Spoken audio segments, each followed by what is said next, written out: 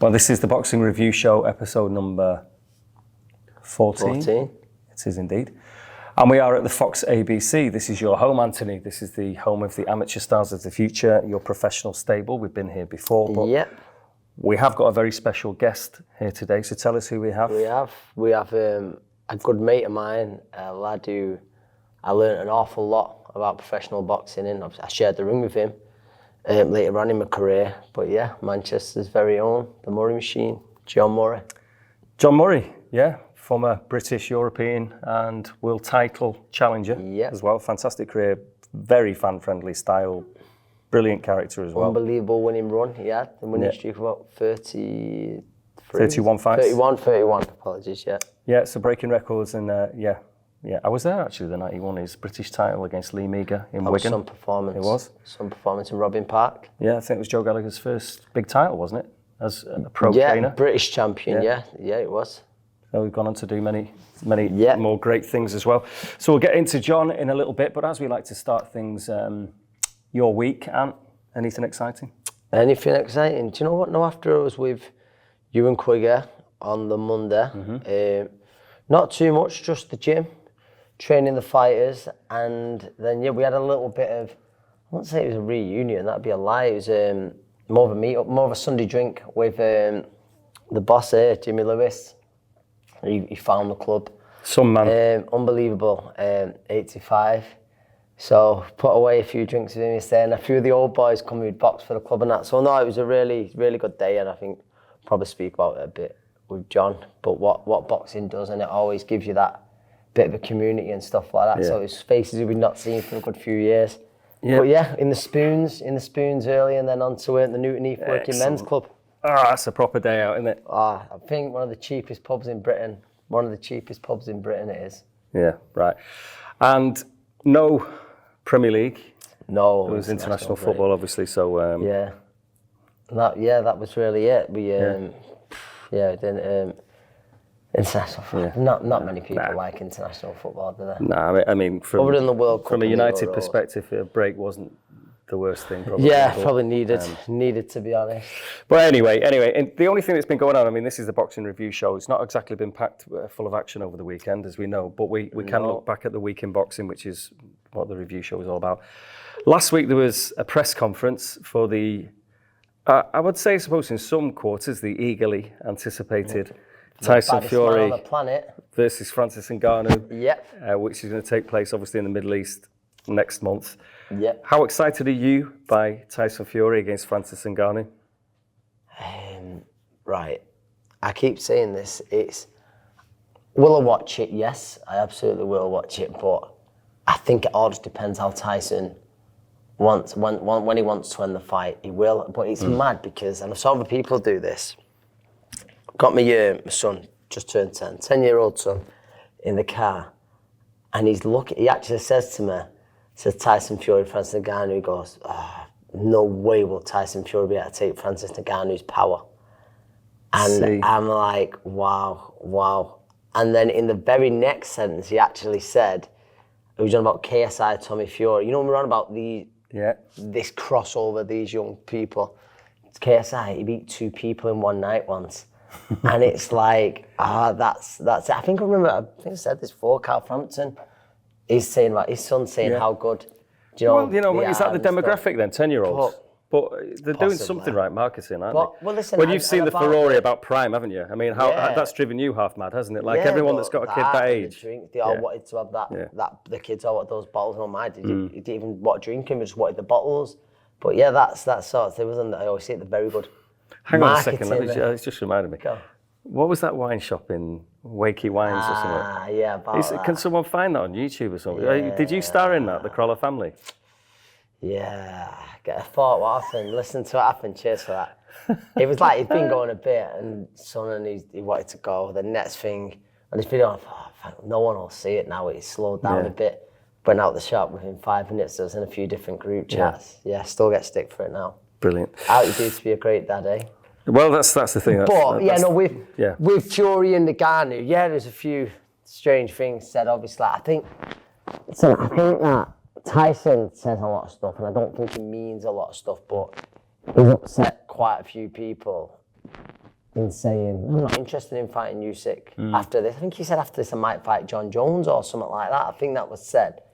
Yeah, as you said, and you've got to take everything he says with a pinch of salt. Absolutely. Yeah. I don't mean that. I think because it comes out with that money mad things you never do. But obviously, if you are saying that, then it's going to get people's back up. And to be fair, I'm not saying, the fight everyone wants to see is him in Usyk, but if you say you've got no interest in it, and he wants to fight another MMA fighter next, then obviously, yeah, if he's being serious, you have got to look at taking the title off him if that's what he wants to do. But don't, knowing Tyson, don't take it to heart too much. But there is a lot of sensitive people out there, and if he was telling the truth, they would be in the right. But yeah, I think that was the big talking point of it, really, wasn't it? There was a bit of a skirmish as well, wasn't there? With, Fabio Wardley and David Adelaide. Yeah, I think that's a very good fight. Anyway, looking forward to it. But yeah, there's a bit added to it now, and I know there's Fab ended up with a little cut. Didn't it, like that? So that's the problem with these kind of things. It's not the first fracas we've seen at a presser, is it? I think it was just a bit of a scuffle and that was it. But no, it's not the first. It certainly won't be the last. But hopefully we get to see Big Fab and David Adelaide on, because I think it's a fantastic domestic fight there for... which kind of makes the whole heavyweight scene so frustrating, doesn't it? Because that's going to happen in Saudi, though, isn't it? Well, I think so, yeah. But domestically, obviously, there's so many really good matchups, isn't there? And obviously, at the top of the tree, but still seems so far apart, doesn't it? I mean, there's Joshua Wilder, Fury, Usyk. I mean, we still don't know where we are with any of that. Obviously, with that on the domestic front, there's talk of Frazier, obviously, originally fighting Fabio, but so there's that, and I say it all the time. I'm a big Moses Atoma fan. Well, and also as well, in a couple of weeks, Big Joe's going to try and the Juggernaut try and get revenge over. And I know we'll speak about it more, but I'm one of the believers who think he is going to do it. Yeah. And going off the first fight, there's not that many who think he will. But Big Joe, you can't write Big Joe. You can never write Big Joe off. No, but there's a lot because Zhang won last time. He won well, but he did. But do you know what I believe? Me last time, I've said this before, but I think the bit of the problem was. Joe gets hit. There's no denying he gets hit, and he absorbs a great amount of punishment. For me, he come in a little bit too light last time. I saw people in the members of his team saying that, and I do believe we'll see a bigger Joe Joyce this time. And him and Big Bang Zhang, they go again, don't they? But no, I'm looking forward to it. We've on the undercard. I thought it was a real good fight on the undercard. Pierce O'Leary, very talented. He's fighting Manchester's Kane Gardner. He's been here actually, doing quite a bit of sparring. You sparred Kane yourself, haven't you? Back in the day. You know, it just made me feel old. That I sparred Kane, and then my younger brother sparring him. Yeah. He pulled off a great win in Scotland, didn't he, Kane? He did. He's got a win against Conor Walker, which now looks brilliant, doesn't it? And, you know what Conor's gone on to do since. But yeah, Pierce, there's no denying he's a very good talent, very, very heavy-handed. Interesting lad, him, I think, as well. Yeah. Just a smart lad, Big Bang. No, he is. It's nice. It's a good build. Is it Big Bang or Bang Bang? No, it's Big Bang. Yeah.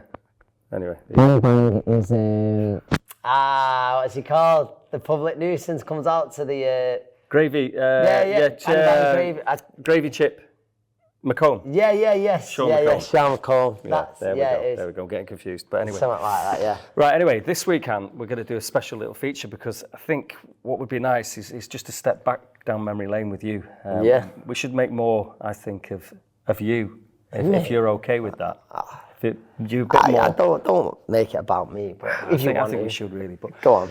You had, I don't know if you know this, throughout your career. Yeah. How many fights off the top of your head did you have? Oh, it's terrible. I should not. Was it 45? Yeah, it was it 45? I think it was. Yeah.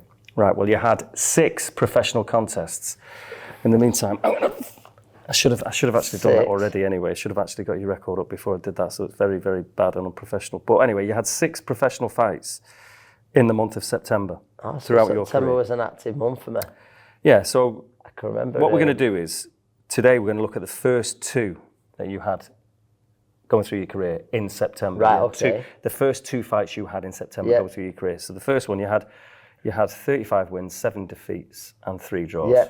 So you're absolutely bang on. That's 45 fights. Right. So the first, can you remember the first fight you had in September? I bet you can't because it's very hard. But I'll tell you what it was. It was in the year of 2008. Yep. Obviously September. Yeah. And it was Robin Deakin. Rockin' Robin. Yeah. And it was, can you remember where it was and everything? Yeah, I remember. It was your 10th fight. It was your 10th fight. Yeah, so it was my first fight back after a defeat. I think I'm right in saying that. You are right in saying that. And then, yeah. Yusuf Al-Hamidi. Yeah, so it was after the Yusuf, and I remember it was on, and it was the anniversary, well, obviously we're in September, the day, Amir Khan versus Brady Pesca. Obviously we know what happened there. First round defeat for Amir Khan, a massive It was shock. over inside a minute, wasn't it? Yep. And I'll tell you what, I went on after the main event, and do you know what? If Amir wouldn't have got beat as early as he did, I might not have gone on. I was, yeah, so it was a proper fall from grace. So from going boxing on ITV, losing to Yusuf, part-time ice cream man, part-time boxer, I then boxed Rockin' Robin. After the main event, they cut it from a 6-rounder to a 4-rounder as well. Yeah, remember that? He had a lot of stick, Robin, didn't he? He used to get a lot of grief. I did. Do you know what? Yeah. Robin's a brilliant lad. He's mad as a box of frogs. He really is. But he's a good lad. He was in with everyone. I think, to be honest, I think Robin named himself Britain's worst boxer. No one else did. But I think he actually had a club foot or something. Yeah, he was born with a club foot. He was. I remember. I was there at his debut at York Hall. He won his debut, and he was like, he literally nearly sold out York Hall on his own. Come out, Rockin' Robin and all that. Yeah. But then obviously we ended up fighting a bit later on. As his career progressed, I think, because he tried to fight every time, didn't he? So he wasn't like a journeyman that's going to look after himself. That was it. That was what I was thinking. He didn't tuck up and decide to, I've got 40, 36 this week. He'd have a bit of a go. Yeah, a bit too much, to be honest. But yeah. So you manoeuvred through that, you got back to winning ways. Can you remember who was on the bill that night? Because obviously the main event was... Well, Amir Khan, Prescott. But who was sharing the undercard with you? Oh, gosh, help me out. I remember... Well, there's a Stephen few Bell, Scousers. Tony Bellew. Tony Bellew. Tony Bellew. Couple you know very well. Some of the Smiths would have been on that. So it would have been Stephen There's a couple of Smiths, Paul, a couple of them, yeah. Stephen and Paul. Was Liam on it as well, or just Stephen and Paul? Yeah. Stephen and Paul. A couple of your big mates, you've just mentioned one. Tony Bellew was on it. Bellos. Stevie Bell. Bellos was on it, and I'll tell you who else was on it. His pictures over there. Denton Vassell. Yep. Yeah. Was another local guy to not far from here. Like a Manchester's version of Mike Tyson at the time, like middleweight. Matthew Hall, yeah. He, do you know what? That one, the night he boxed Bradley Price, was it? No, don't think it was. Big Audley was on it as well. Big Audley was on it. Audley Harrison and Matty Hall. Another of your stablemates, you might be forgetting, another of your stablemates was on that bill. Another one? Not a Mancunian, but Manchester-based. Help me out. He's a very well-known TV personality now as well. Was Matt on it? Matthew Macklin. Do you know what? Yeah, I can remember that face. Oh, was Francis Chick that night. Oh no, I can't think. Yeah, but... And finally, there was a little twist as well, there? because a guy you know very well, and I've worked with him as well, is a top fella, amazing Alex Arthur, was beaten by Nicky Cook that night. Yep. Do you know what? Alex, criminally underrated Alex Arthur. You know what? His son's now who's coaching can fight as well, really fight. Wants to keep an eye on. But yeah, do you know what? I remember, I'm probably going to say it again shortly with our guest. But when there was I spoke to Alex since about this. It was as bad as I've ever seen anyone on the scales. Alex, that night, that day, how he ever made super featherweight, I'll never ever know. I'll never ever know. I always think with Alex, I think he could have not just lightweight, he could have gone up to 140. I mean, you've seen the shape he's in now. Yeah. Alex Arthur, very, very, very good fighter. Criminally underrated is Alex. That was. Excellent. So that was the night that you remember very well. But just a couple of weeks later, you were very active at this time, weren't you? So fight number 11 for you, you had an opportunity to right the wrong with the part-time ice cream man that was Yusuf Al-Hamidi, who was, he was a busy journeyman, wasn't he? So you got back in with him. What can you tell us about that? That was still in September, obviously, just a couple of weeks later. Yeah, I boxed him at York Hall, I think, on a Friday night. I remember my mates all coming down in the minibus after work. Thankfully, I got revenge that night because my career was probably half on the line, or certainly my contract with Frank at the time with Frank Warren was. But yeah, no, he kept me active then. He boxed again a month later, but Youssef, he was an handful, and even that night, I mean, I won well enough, but I still got asked a few problems, but thankfully it was a lot lesser than the night. He beat me on ITV4, and then because Amir finished early, he beat me on ITV as well. So yeah, beat me twice in one night that night. Right, who was top of the bill that night at the York Hall? Again, you went on to fight him. It's weird how wow, these it's things mad how it work. works out. Yeah, Ricky Burns, boxed Ghanaian, what was he called? Hard head on him. Yeah, yeah. Can't remember who was Southpaw or not. I nearly ended up boxing him myself, but yeah, Ricky was on it. Yeah. I remember Rocky Dean was on it, because I remember the York Hall changing rooms.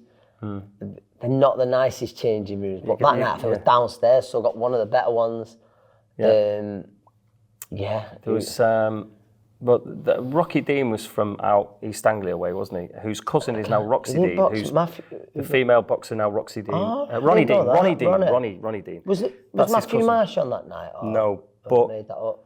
Ryan Walsh, the talent as well. Good lads. Vinnie Mitchell. Vinnie, God bless him. Yeah, do you know what? I do remember that. Vinnie, God bless him. I remember him, and he had a few fights we mentioned earlier, Robin. I always, you can, him and Kev was pretty much inseparable as well. But no, Vinnie could fight. He couldn't have fight himself. But Ryan, I always, for me, there's Ryan. That family sort of deserves so much more praise. There's him. There's Michael. Michael never lost. I think he knocked everyone out. He got in the ring with as well. Michael, what a character he is. And for me, Liam unbelievably talented. Liam was very, very good then. I believe if he would have got a few more opportunities, we would have seen Liam become a world champion. He just, obviously, the night he did it, lost to the very heavy-handed Gervonta Davis. But I was good, Liam. They always listen. They're always in a conversation of fighting families, aren't they? Fighting families are. There's all three. The Yaffais, the Smiths. The Yaffais, Smiths, the Walshes. I think the Smiths are the kings, aren't they? Because they've all been British titleists, and they've all fought for world titles. The Walshes was very, very good. Yeah. They both won 2 British champions out of that, because Ryan and Liam, twins. And Michael, like I say, Michael drifted in and out, but there's every chance he could have won one as well. But great fighting family, the Walshes. Originally from the road in Crolla, Rochdale, and then they moved to sort of Great Yarmouth way, Norfolk way. But they really tapped into their new locality, didn't they? They moved down there, very much Norfolk, and the Norfolk fan base, the Farmy Army. That was it, yeah. What about, when you're on about that, I know Ryan had some great nights, but when Liam boxed Appleby, that was the first fight, or the first main event, I think I'm right in saying it, on Box Nation, when Box Nation was about, well, it still is about, isn't it? But it was like when it launched, and what an unbelievable fight that was. Liam Walsh versus Paul. I'm almost sure there's someone, listeners there, please tell me if I'm wrong, but I think I'm right. Not always right, but I think I'm right there. Well, a little trip down memory lane. You recall all these things very well. That's it. I do know what I do. You were wearing the kits and everything. I'm a bit strange like that. Oh no, I could tell you wearing that night and stuff, but that's what I asked for breakfast this morning. Well, there you go. Next, we're going to get into our guest. Looking forward to this, because he's always got plenty to say. You're all mate. Here's, of course, John Murray.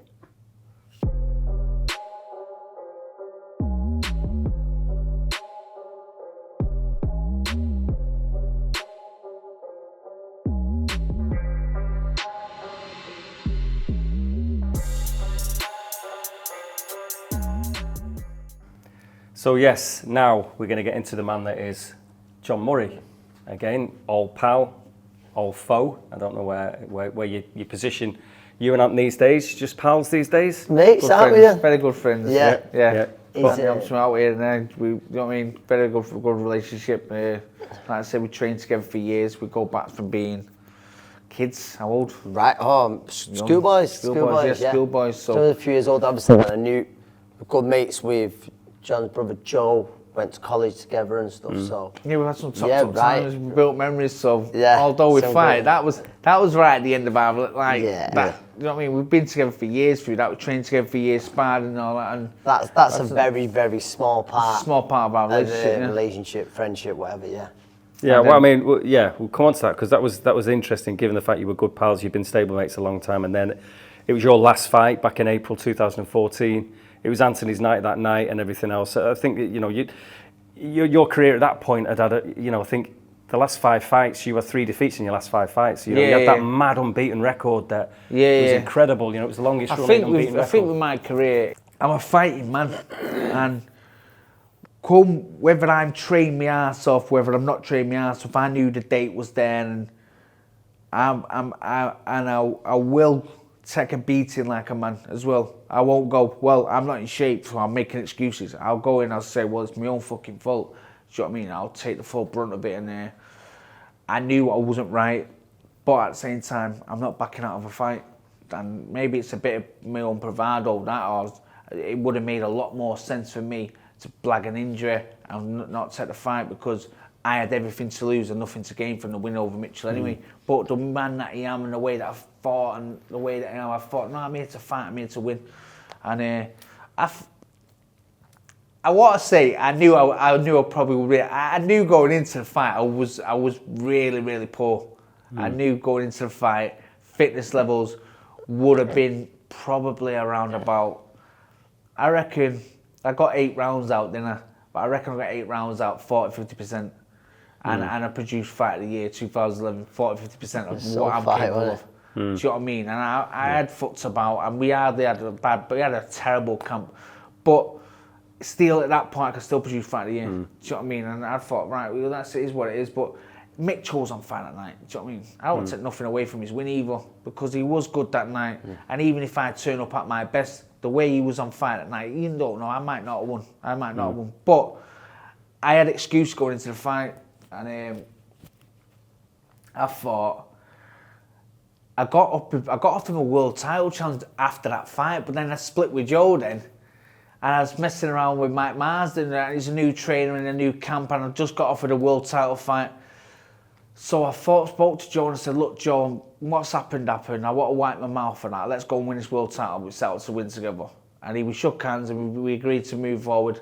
And we did have a really good camp for 3 weeks, 4 weeks before we went to camp on it, for the biggest fight of my life. I've got a 3 or 4 week camp. I've gone into the Rios fight. Rios he's coming overweight, but on the night of the fight, he's 18 pounds heavier than me. Yeah, he was massive. I couldn't believe it. I was in. Do you know what, John? I think that day, right? So on that day, I don't know if I've ever seen anyone look as bad on the scales. You know, as Brandon Rios. And I remember thinking, honestly, and I remember thinking, I've seen how people carb up and stuff, so I don't want to get too giddy, but it was a little bit hard not to, because he literally got carried out the back of Madison Square Garden. And anyway, so I thought, God, John, like you say, I know he'd not had a long camp, but I knew he was fit and strong. And I thought, no, John's going to do this. I was lucky enough to be over there, and honestly, I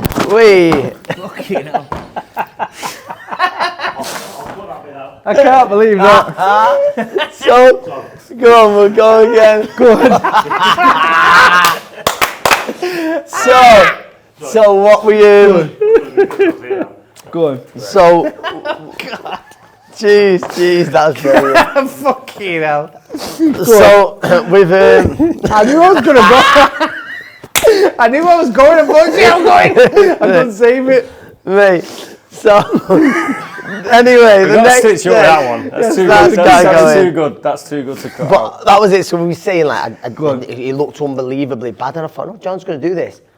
Anyway, I always remember it was stopping right near Times Square, and I was with John's brother Joe, and we'd nipped to the Foot Locker or something for a hat or something, or whatever it was, come back in, and we got picked up, like, from the hotel, and we was getting took there, and there was Team Rios tracksuits, and I saw this guy, people having pictures with this guy in a Team Rios tracksuit, and I thought, oh, it's someone from Garcia's gym. And then I thought, is that Brandon Rios' big brother or something? And I looked again, I thought, fucking hell, it's him. No, it's him.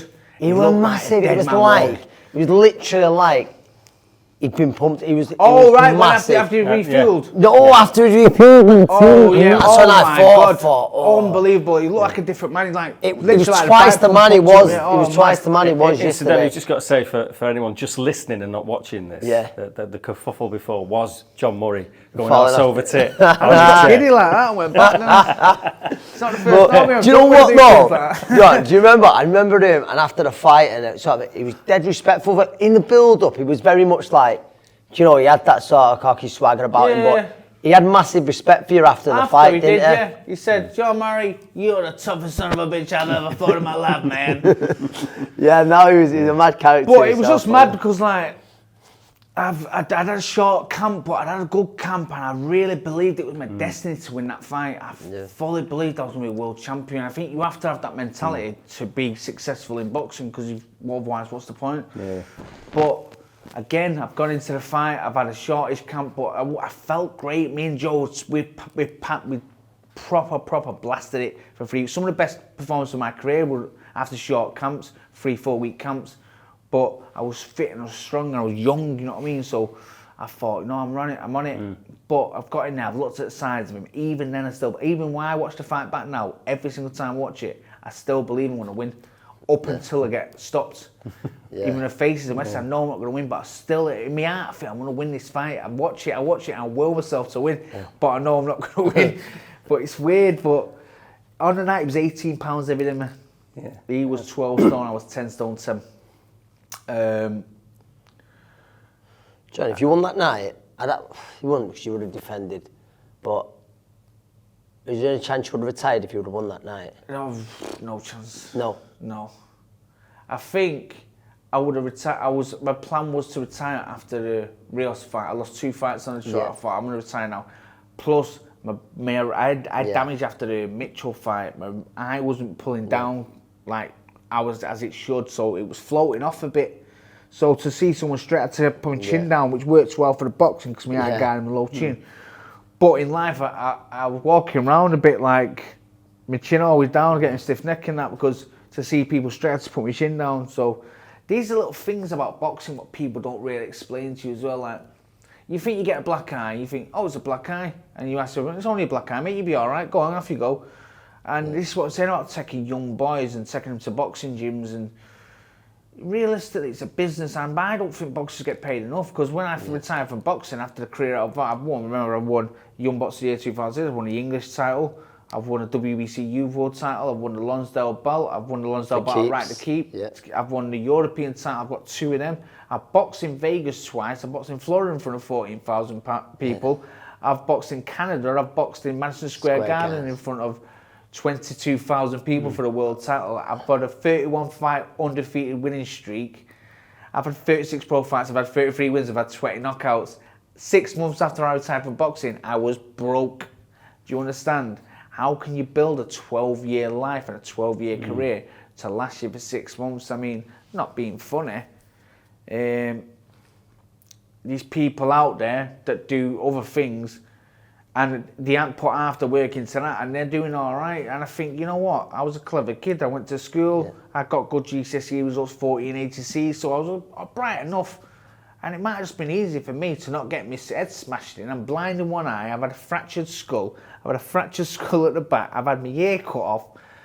I've been stabbed in the neck, and I just think, you know what? There might have been easier ways to make money, and I might be a bit better looking than I am now. You know what I'm saying? I don't know. Life is just life, and I've just had a really, really crazy life. I just think it's mad, and although it's better, I just not round my place yet. My place in the world just yet. I mean, I'm working and building towards things. I mean, I sold my gym last year, so after I retired from boxing, I've set up my boxing gym. So I retired from boxing and set up my gym, and I was involved in boxing through the gym, so it kept my finger on the pulse, and it's like my purpose in life, because I've dedicated my whole life to being a boxer. I was still involved in boxing, and then after the COVID shenanigans and blah, blah, blah, the business has not picked back up. I've had to move buildings and blah, blah, blah, and it's not really worked out. So I've sold the business thinking that maybe the grass is greener on the other side. I'll go and have a steady job, I'll get a steady wage, I'll know where I'm up to. It's not worked out for me like that, if I'm honest. So now I'm debating whether to open up a gym again. I've told you I'm getting my HGV course done. I may go and do something like that. But because I'm a 38-year-old man, but I've not had, like, people leave school at 16. By the time they're 23, they're an adult man and they know where they're up to in the world. So I'd say from 16 to 23 is a 7-year period. And you're finding your place in the world. So because I retired from boxing at 31, and then I've ran my gym till I'm 37, I'm sort of in that transitional stage still. I'm still discovering where I belong. I've worked on the roads, I've worked on the roofs, I've done this and I've done that, and I've ticked over, but it's finding my place in the world, which I haven't quite done yet. But I'm getting there. Yeah, well, you're still, still a young fella, aren't you? And the thing is, you've had a long professional career, and would you be surprised if I was to tell you, John, that it's 20-year anniversary of you making your debut? I can't believe that. I can't believe really? 20 years. That was Huddersfield, that wasn't it? Huddersfield. Peter Buckley. Yeah, no, I remember that. I can't believe that. We told me before, and I was dead shocked when I thought. No, last week I should have saved it for the camera. camera. I should have saved it. We should have. So 20 years since my debut, but it's just time is like water in your hands. I find you hold it, but you can't hold it forever, and it just goes drip through. But which funny enough. Sorry, I've cut you off. Go on. Cut you off. I was just saying, it's also as well. Yeah, that 20 years. That you were obviously part of that, a big chunk of all of that, really, as well, weren't you? And, I remember that, and I was there. I remember being ringside for John. I think it was his second fight at the arena after Broder. Yeah, that's right. After Broder. John, was you 18 then? 18. I think you was 18, weren't you? Yeah, 18. I remember you went on after the main event, and you blew away some lad from the TKO gym. You're correct. Burt, wasn't it? Burt or something. And it was your two prospects. He wasn't a junior, he was a prospect. And it was after the main event. I remember us all like into ringside because the arena. Because we just watched Brody and shit. I mean, that was a fight, wasn't it? So we were screaming, blah blah. And I went, right, I better get backstage. I'm on next. But I was hyped to death. I just watched Brody and that was some fight, wasn't it? So I come out and I was like, just charged to death. I've just gone out, I blitzed him 60 seconds it was. I've hit him with a left hook and he's gone unconscious. But like that fight, I mean, when I turned pro at 18, I was the youngest pro in the country because Mitchell was the youngest pro, but then I turned pro and I'm younger than Mitchell, so I was the youngest pro. And I just feel like the youngest pro in the country fighting on Brody in the cheek card, and I sparked the kid out cold in 6 seconds. I mean, it was top performance against a kid that come to fight and come to win. And I just thought, nothing was made. I don't even think it was filmed. Yeah. Do you know what I mean? I was never meant to be John Murray, British, European, and everything champion. No one ever expected me to do anything. I only had a short amateur career of 24 amateur fights, although I had a successful short amateur career. I boxed for England twice. I've been to the schoolboy final, I've been to junior ABA final. And it was, although it's short, it was very successful, but I was never expected to do what I meant to do. So because I wasn't expected to do anything like that, I wasn't paid like I was going to do anything like that. I was paid, but I was just making up the numbers kind of pay. Whereas Mitchell and stuff like that, they'd been fighting in 4. I spoke to Mitchell, I asked him what he made in his first year of boxing, in his second year of boxing. He's made more money in his first 20 fights than I made in my whole career, and fighting like journeymen and stuff like that. So why were you so unfashionable?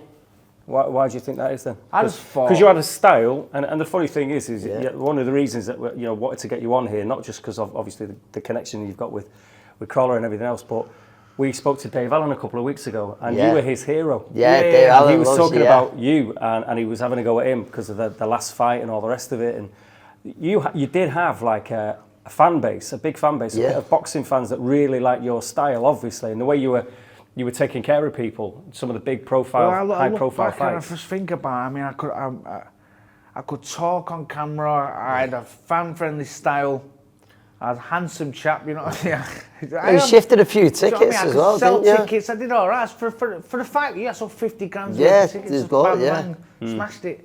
I remember the night in like South Lodging with John O'Faxton. And that's 30 grand for the fight, you know what I mean? That's what boxing is, but I always thought boxers would have started the show, but not really, they want to. You all just work. But knowing what you know now, then, so what would you do John? when you're 18 now? I was gonna. Do you know? I know, like hindsight's giving. Oh, I'd do this. I'd invest in that. But career-wise, and now, do you think boxing's in a better place now? Boxing's in a far better place now, isn't it? It's got to. I think people more switched on, and I never treated boxing as a business. For me, it was all about winning belts. Yeah. I just wanted to win belts and fight and win belts and say, I'm the British champion. Money was second hand to me, and for that reason, they would say, John, will you take a fight in Florida at 11 days' notice? I was like, 100%. I didn't even ask how much money I was getting. I think I got $3,000. I was boxing for 14,000 people for $3,000. Yeah. And when you think about how much it costs per ticket and what percentage $3,000 is of the 14,000 people that are there, not including the TV money, not including the sponsor money, you're on absolutely, you know what I mean? It's like having a Mills giving someone a 10 in it. I would take your 10 home, you know, right? But I wish I would have got looked after a little bit better. I mean, I was with Steve Wood at the start of my career. I think Steve did a fantastic job with me. I remember being with Steve.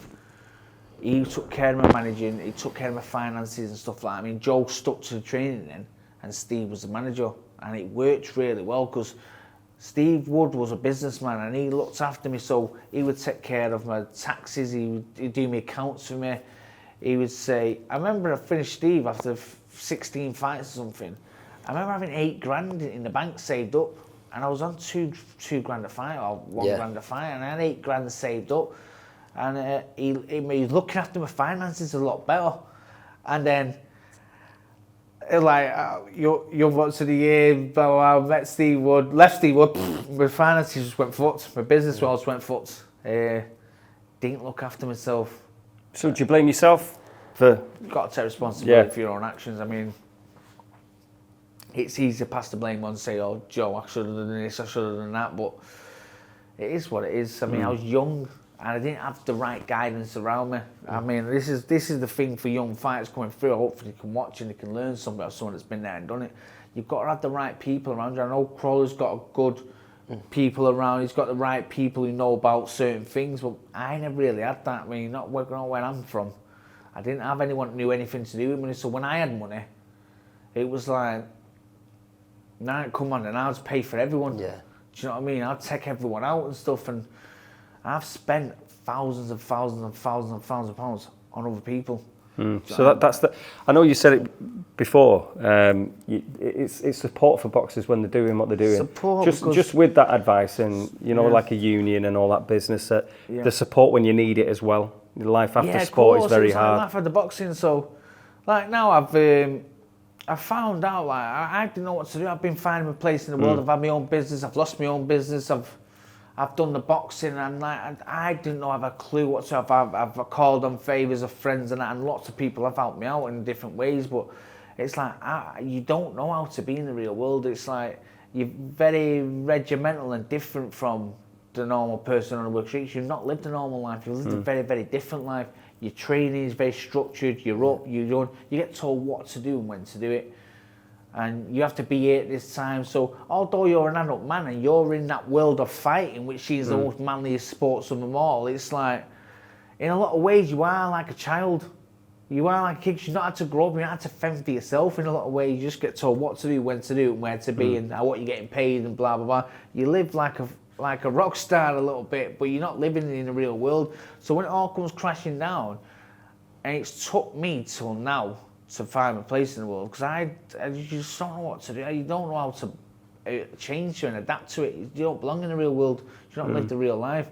It's like kids when let's talk about this 16 to 23 period, when they learn about the real world, they finish their high school, they go uni, but they're offered the earning the stripes about being in the real world and real life, and they learn the way and they find out where they belong.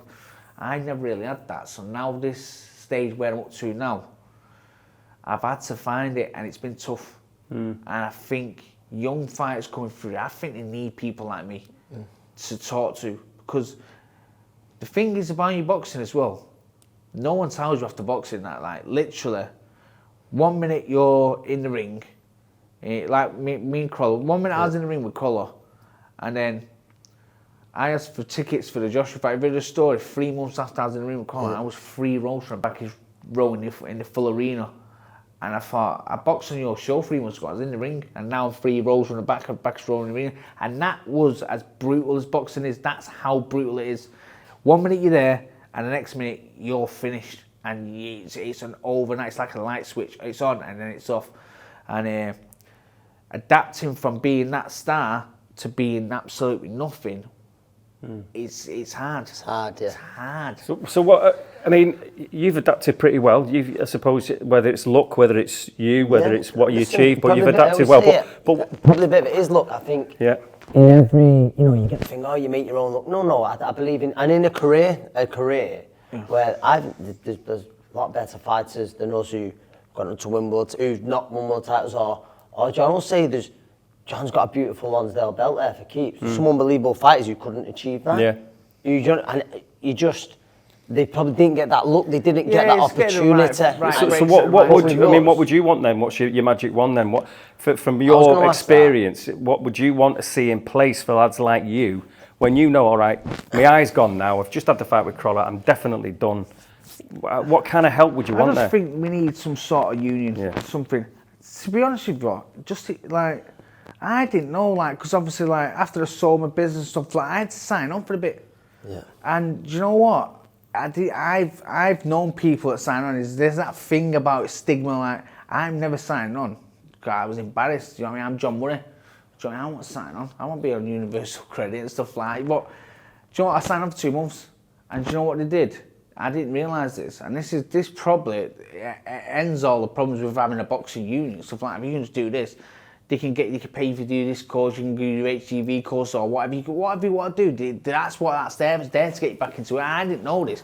You've always got that stigma with it where I thought anyone that signs on is just like, you know what I mean? They're a bit scruffy and that, and they sign on, and you don't ever see them sign off. For people I know from the states I'm from, you just think, do you know what I mean? But it's there to help, and I think that's all you need, boxing. You just need something like that. But I mean, I think there's advice needed for fighters coming through about when you have got money, because when I had money, I got no problem. I'd take whoever out, and I could do $1,000 in a night. Bang! I won't give a fuck. I just think when my money gets low, I'm gonna go and have another fight, and I'll get paid again. And it's no way to live life. I'm not planning for the future. You're living a lifestyle that can't last forever, and you're not planning. You're just young, and you just think, well, when it gets low, so I'm going to fight, but you can't fight forever, so it can't last forever. It's not realistic, and maybe I think what we're lacking is the right people in your corner. You need them people who've got to get a grip of you and say, look, lad, this isn't realistic what you're doing. I don't mind you having a blowout for a week after your fight, but you need to get back in the gym now. And that money's not going to last forever. You need father figures in boxing who's going to guide you. I don't know how was you with it? Did you have people around you? No, yeah, they did. But then I'll be honest, listen, you look back and you think, what was it doing? You know, where you said it then, where I was never this guy. But remember the odd time you'd go out, a bottle of vodka or a bottle of champagne with a spark, and I cringe what you're saying there. Honestly, the worst thing, the worst thing you ever done? I remember being out with a mate, and like that, and I'd got a fucking bottle of champagne, so a grown man's getting carried by Superman. As a grown man's getting carried as Superman holding this bottle of champagne do you know what I mean? Where was that? And I've seen it before. He was in town, and I think, honestly, my toes, honestly, they're scratching the back of my legs. Honestly, I was cringing, right? And when you say that there, and I think, say pay whatever, 700 quid or something for this bottle, and you think, go Costco now and buy the same bottle for 100 quid. Do you know what I mean? And like you're saying there, you're paying for. Even back then as well, you're paying for a free your mates out. There's $1,000 on a night out. Yeah, that's what I'm saying. Mental. That's like footballers' money, like that type of night out. And we wasn't getting that. Yeah. And listen, I bet, and I'd have to take responsibility. John, you've done the same there.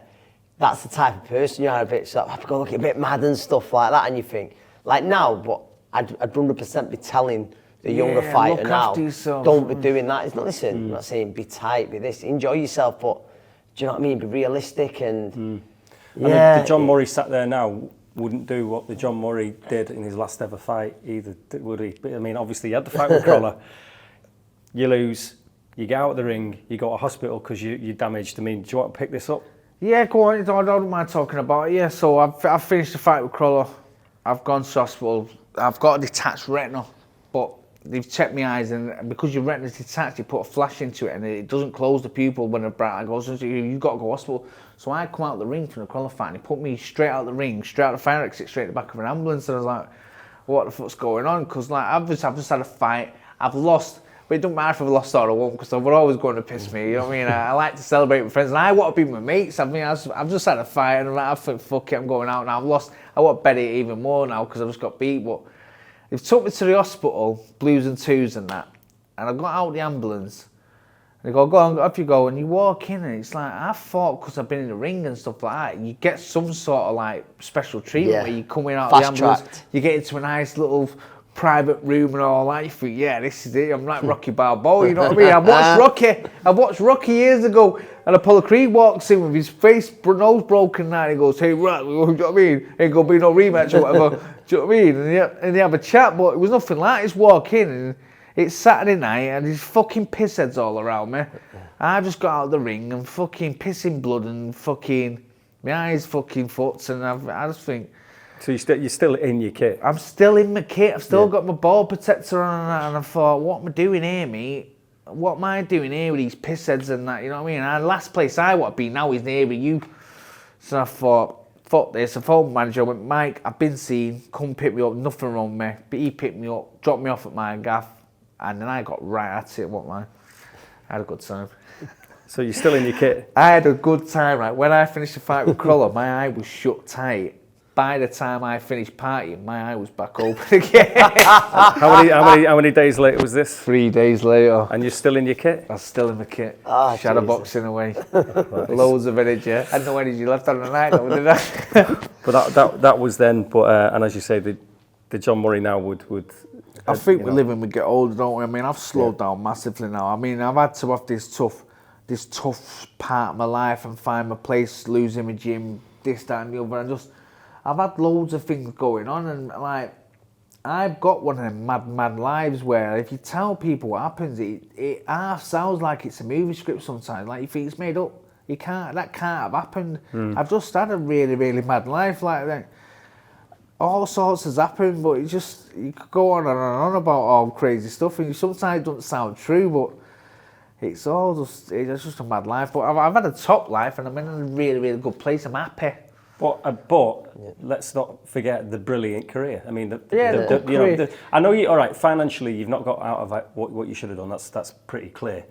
And whatever mistakes you might have made and all the rest of it, that's obvious in terms of the career you had, what you won, what you did. You know, the TV regular, the fan base you had, and all the rest of it. It just seems a crime. I think what lads like you have that you don't always realise is the transferable skills that you can bring with you. You've got more knowledge than most people could ever dream of in terms of. It's about getting it in, but again, like, you don't know how to run a business, but you can do the boxing. You know what I mean? You need someone in that's going to bring it in and look after one other side. I mean, I've got better, and I'm not saying I'm intelligent enough to work it out, but it's just finding your place in the world. But I'm all right where I'm up to at the minute. I mean, I've had a journey, and the thing is with me is I tend to enjoy the challenges. If not everything goes well all the time, and I've definitely lost a few rounds along the way, but in a good place where I'm up to now. Missus is in, baby, and things are looking up. I've got this plan for this job and stuff like that, and it's not so much where you've been, it's where you're going, and I appreciate the good times and the bad times. I think you can't really appreciate the good unless you've really suffered the bad.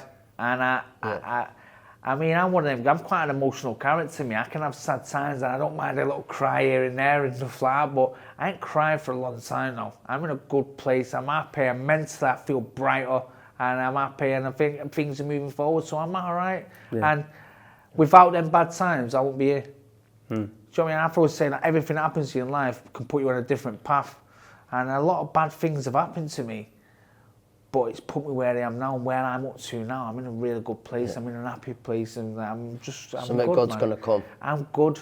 I'm happy where no one could say you've not lived, could they? Yeah, I've lived a top life. I've just enjoyed it, man. I've got some top memories, man. But it just is what it is. And people always come to me and go, "Oh, John, remember that time when this happened and that happened?" And I go, "No." And everyone's got a story about me, but I can't remember that for them. But it's just because there's that many things happened. It's like, I can't remember all of them, can you? But it's like, I've had a top life, I'm happy. If people do think about Manchester boxing, though, I mean, we've just seen the Ricky Hatton documentary. Have you seen that? I've not watched it. the No, I new did want to one, watch but it. I've heard it's good. Powerful watch. But you know, you've Powerful got that, and Ricky obviously has had his dealings, has had his ups and downs and all the rest of it. But you know, he's the one now. If you're anywhere in the country or wherever, if you mention Manchester boxing, Ricky's name's going to come up. You know, obviously your name gets mentioned a lot. Yeah. You're a I've world got champion. do you know as what? well. I've got the picture in the office. Is it Jay Conley done? Oh Jones yeah, on what it, picture yeah, that is. and Yourself, you know, I mean, you get mentioned, Brody, obviously, Gomez, you know, and Farnell. Incredible scene, isn't it? I mean, you know, a lot of them guys before your time, but it's when you look at it, and some. What is it with Manchester boxers? Hot bit of boxing, isn't it? Some stories, yeah. Mean streets of Manchester. Always will be. And Tough place, and it's like it's a charisma. Like, what's a bravado? Everyone wants to be the hard man, don't they? Yeah. I wasn't, but I don't know what any boxers that done really well. That was like. I mean, I was pretty geeky as a kid. I don't know what you was like, Crolla. I was never in trouble. For instance, like Gomez was always fighting and stuff like that, wasn't it? I was never like that, but yeah. But that's often the way, though, isn't it? I mean, boxers, the gentlest of souls nice a lot of the people, time. You meet a lot of good people. You get kids that come to the gym. I've had kids at my own gym, and then we get like naughty little kids and that. But after 2-3 weeks discipline boxing, doing a bit of things, I was like, "Hey, John, do you want to put gloves away? And anything I could do for you?" It just so much, transforms doesn't it? people. And something about being in the gym, like, let's say me and you are in the gym, we're training now, and like the ring's there. We know at some point we've got to get our gloves on and go and hit each other in the gym. Yeah. So I'm not gonna be like, "Yo, what are you looking at, you little dickhead?" You know what I mean? Because if it might hit me hard when he gets in the ring. Yeah. It creates respect. Bullying doesn't happen in a boxing gym. It really doesn't. I don't think it does. Yeah, I think kids even, if they see bullying in a boxing gym, go out of the way to put a stop to it, stamp it out. And I think honestly, boxing in schools. If you put boxing in every single school in the country right now, I guarantee within 12 months of that happening, the world would be a different place. So with the falling out of love and everything else with boxing, you've had your ups and downs. You'd still be a massive advocate for it. You'd still be right behind it all the way. Nothing but respect for boxing and boxing people. I love boxing. It's not so much boxing I fell out with. I love boxing. It's just the business side of it that I didn't really like. I didn't like how I got treated. I didn't like how I got used. I didn't like how I got abused and then just threw to the curb. You know what I mean? Like a prostitute. But I just thought, you know what? It does a lot good. I mean, it's done a lot for me. It's done a lot for you. I mean, and even the kids that don't fight, it does a lot for them as well. Bill's the kids who walk in gyms and they're never gonna fight, but just changes their life and stuff. Like we have a kid there now, and he's never going to be able to fight, never pass medical, but it's a massive part of his life being, he's like a little mascot to the gym, do you know what I mean? And characters like that. It creates little communities, and gyms are communities, I think. Yeah. And like, even if you're not even if you don't box or fight or anything like that, you still like, everyone helps each other, don't they? Everyone wants to help each other, it just creates something, but I think, honestly, if you got it into schools, the difference in the country within 12 months would be different, in different places, it just stops all this shit, you know what I mean? I've seen it with kids where the who barks the loudest is the hardest. Yeah. But if you've got to get in the ring and have a little sparring, a little move around, it's like that kid that ain't got the best clothes on, but he's an handy goes out the window. That's what I was like, you know what I mean? I was pretty poor as kids growing up, but I was an handy cunt. Do you know what I mean? But I never got to show that because I wasn't a bully. But every time a bully started, I'd wallop him and stuff like that. But it created that respect, and you get that respect. And it just stops. It don't matter. You almost got the nicest clothes on, and because he can handle himself. It creates something. I don't know, but it sorts all the shit out, and there's less of that. Just final couple, because I'll let you get on. I know you got a busy day, but you say you're a bit of a nerdy kid. Yeah. What were some of your kind of your favourite things away from boxing? Adult or child? Both. Or as a kid, we would be out. As soon as it was daylight, we wouldn't come home till the street lights come on. That's when we would go out in the park, climb trees, man hunt, stuff like that. And that's all we ever did, go on our bike rides. We'd go on bike rides all day. Thinking about it now, we was either on bike rides, running through the streets, playing man hunt, just active climbing trees all day, every day. And or playing football or something like that on the pitch, and we wouldn't stop until the sun went down. probably a little bit of that's probably why I'm a boxer. Because I was super duper fit as a kid. I was on every single That sport. doesn't sound very nerdy. That sounds very outdoorsy. Yeah, I know, but I was in every top set when I was a geeky kid. And it was, So you're clever. You were good at school. If a teacher asked a question, I was one of them kids. You know what I mean? He's a right Robbie lad, weren't you, John, as well? Oh yeah, sorry about that. I wanted to answer the question. I was one of them kids. So I mean, I was. It's just school was school, innit? But as an adult, I mean, if I put half as much energy into boxing as what I put into partying and living life, I'm sure I've been a world champion. Joe, last week we spoke to another of your old mates, Scott Quigg. Yeah. You know about the Quigg chippy, obviously. It's the famous Quigg chippy, but got to ask you as well because again I'm a bit obsessed with chippy tea. Yeah. What was your chippy tea? Mine. Yeah. Do you know, I like pudding, chips, peas and gravy. Do you know Which what? is exactly what Quiggy went for, That is isn't the it? same. Except, John, go on, here, go now on. I need to ask you. Yeah. I'm hoping you don't let me down here. Have you ever had a rag pudding? Have you ever had a rag pudding? I've heard of it. He's heard of it. He's heard of it. Right. You He's don't know what outside it is, of do you? Manchester. You don't know what it is. I've Do you know heard what of it it. No, is? I heard of it not long ago. It's Yeah. where was a rag pudding? I was up somewhere like Right, exactly. Bury or Yeah, exactly. yeah, This yeah. is the point, right? So this You're is the from argument. Manchester, you're from like southeast Manchester, Yeah. Levenshulme, right? Yeah, yeah. Anyone that knows Manchester, Levenshulme, Yeah. proper place, isn't it? Oh, yeah. But you are south of the city centre. And it's not even just North Manchester. You've got to go to the Oldham, Bury. Yeah. That was giving. He's never heard of a rag pudding. I never heard of it. Oh, it's until unbelievable. I'm working on the roads up in Oldham. That's There. what you'll hear about. You're not, And I it's went not, to a chipper and he's talking about rag pudding. And I went, well, I can't remember what it is now, but I had one. Yeah, mate. They're well, unbelievable. it's a suet pudding. So it's like a pudding. So you're like your steak and kidney pudding. A bit like that, but it's in a different kind of pastry and it's cooked in a rag. Yeah, it was nice. But it's like... It was nice though, Yeah. That's Yeah, one of my He was passions. trying to make out. He was trying to make out. I can see both. That's one of our passions. You know why it's one of our passions? Because we're always starving when you're a boxer. Yeah. Always You love starving. your I mean, food. Every boxer I know loves food. Joe's is the same. Crolla's the same. I'm the same. Every boxer, 'cause you have to make weight. And it's like... Yeah, the It's sacrifice. all all those sacrifice. years So when is- you yeah. eat food, I mean, like even when you're in proper camp and you're eating, you get like little bits. You're not eating till you're full. You just eat the right amount to give you the energy and the fuel for your body to need to grow in the right way. So you finish your food, but you're not really satisfied. I'm never satisfied when I'm in camp. Yeah. You're always still a Wanting little more. bit, not anymore, but a bit glass of pint of water or something such you want after and it fills you up. Is that your Joe Good then as well? He's really doing well at the minute. He's happy. He lives over in Chester Ways and I think he's just bought an house. He's happy. He's found his place in the world. He's doing a bit of taxiing now. But he's happy. Him and his missus are doing well together. I think he got married or getting married. And he's happy enough. He's doing well. Because it's just, obviously, Joe was the superstar amateur, wasn't he? Olympian, yeah. But your pro career surpassed Joe's, obviously, in terms of what you... Because he was always seen as the really talented one, wasn't he? When you were both coming... He was very, very talented and probably underachieved a little bit. Again, you need the breaks, don't you, in boxing and getting the fights at the right time and with the right notice and stuff like that. Sometimes he took fights against the wrong kid at too short a notice and stuff like that. But Joseph was exceptionally talented. And I always say more talented than I was.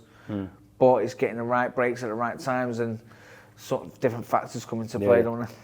So positive outlook, and then now as you kind of, if you were to wrap up your kind of pro career, I mean, you mentioned you've touched on Joe Gallagher before, but you had your fallout, but that was all water under a bridge now, isn't it? I don't hold grudges, me, and a lot of bad things have happened to me. People have really shit on me in different ways, but do you know what it is? I don't hold on to any grudges or any resentment towards them because, like I say, where I'm up to in life is an happy place, and without anything that's happened to you, you could be on a different path. I'm all right where I'm up to, and I don't hold grudges against anyone. I just wipe my mouth, and it is what it is. You know what I mean? I think, fuck it, done now. It is what it is. In some way as well, John, you'll end up staying in boxing in some way, whether it's a gym again or whether it be some kind of coaching or something. Yeah, possibly. I mean, I'm looking at possibly setting up another gym soon. Yeah. I've looked at it. I mean, I've looked at where I've still got my old bags and stuff, so I'm looking at maybe collecting them, putting them somewhere, finding somewhere new. I can get a little ring cheap enough, and that's all you need is bags in the ring, don't you, to get started. And I might look into doing it again. but then again, I might not. I mean, I'd like to say I'm at that transitional stage of life now where I'm just trying to find what works for me. Because at the end of the day, it's all about being happy in the end, isn't it? It's about what works for you. I think boxing as a job for me didn't work, but I think as a hobby, it will work better. So if I can get a job and set up a gym, what's just being run like for fun, enjoying working with the kids, maybe I'll do the pros, maybe I don't, but I just want to enjoy it first. So, boxing was my hobby before it was my work, and I enjoyed it more when it was an hobby. So if I can get the money covered where I'm taking care of business at home and I'm paying all my bills and stuff like that, and then boxing becomes an hobby for me again, I think it'll work better, and I think people get more out of me if I do it that way. Perfect. John, Yeah, been a pleasure. Yeah, nice Always. one. Good to see the smile on your face as well.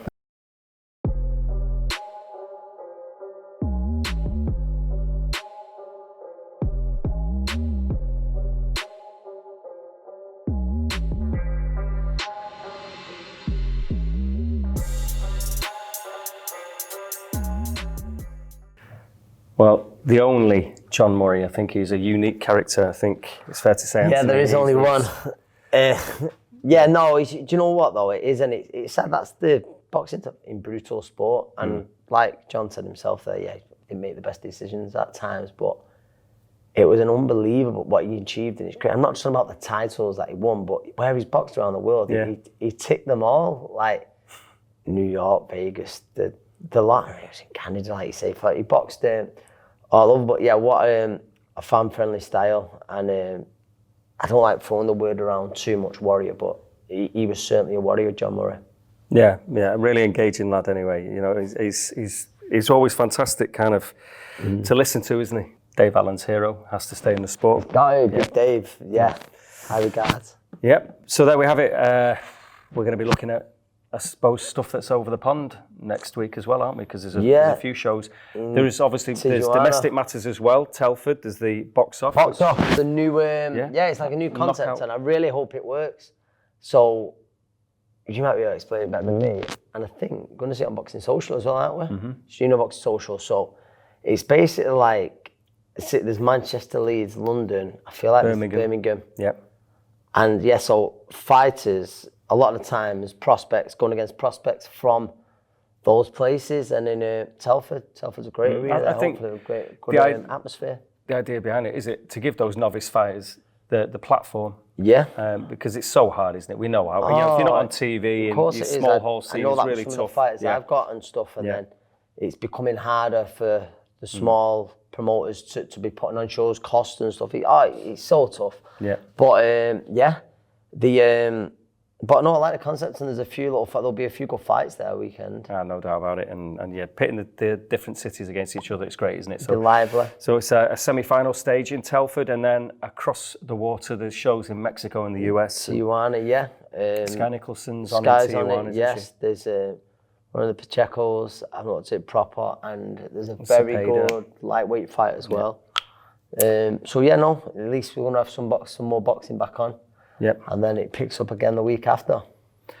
Right, well, we look forward to that then, don't we, Anthony? We do. The Premier League's back as well, so. And we hopefully we'll have a very special guest next week. Oh yeah, we will. Thanks for watching. This is the Boxing Review Show on Boxing Social.